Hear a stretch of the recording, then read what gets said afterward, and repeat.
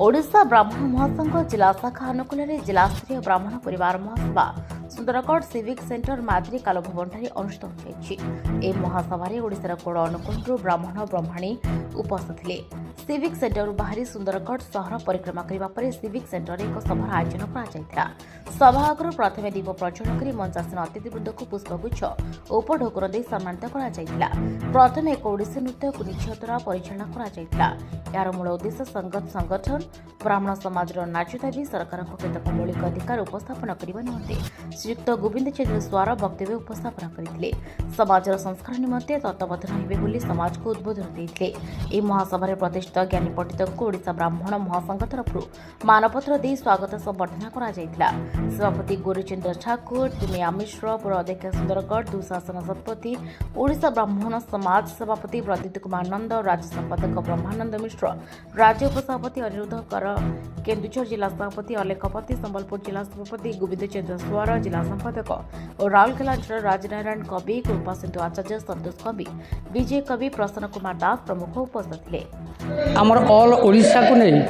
गोटे ओडिशा ब्राह्मण महासंघ अच्छी प्रत्येक जिले में प्रत्येक ब्लॉक रे संगठन करी एकता जागृत करवा एकाठी हवा तार हूँ मुख्य लक्ष्य कहीं आमर भाईचारा संस्कृति बढ़ो ता सहित आमर आज्ञा अनेक समस्या अच्छी राजनीति क्षेत्र ठारू आरंभ करी पूजा पद्धति ठारू आरंभ करी सामाजिक बंदोबस्त आरंभ करी आज्ञा एमती कि कोटा पर्यंत ए ब्राह्मण माने अवहेलित हो आसती अवहेलित होती एमती अवहेलित होतिबार नजर मध्य आसुची एमती एकजुट होई आमे आमर न्याय को सरकार को पाखे दाबी करूनी आज्ञा कहीं ब्राह्मण देवता आज्ञा भगवान आज्ञा भगवान को पाखे दाबी करूँ आज्ञा केमिति दाबी करूँ ना आज्ञा प्रत्येक गाँव प्रत्येक मंदिर पाखे से गाँव जेते पूजारी ब्राह्मण अच्छा जेते कर्मकांडी ब्राह्मण अच्छा से फ्लाकार्ड मारिकी आम भगवान को कहबू हे भगवान आमर दाबी पूर्ण करंतु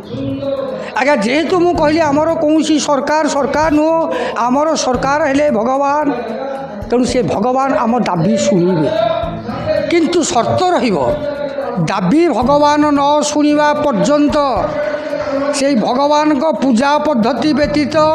ए सारा ओडिशा रे कौन शुद्ध घर श्राद्ध घर कि कौन ब्राह्मण मानकर कौन जज मानकर जो कर्म थिबो से कर्म केबे आज्ञा करिबुनी जे पर्यंत आम भगवान आम कथा न शुणी आज्ञा। द्वितीय कथा है आज्ञा बहुत लोक कहती ए पत्थरटा कथा कहेनी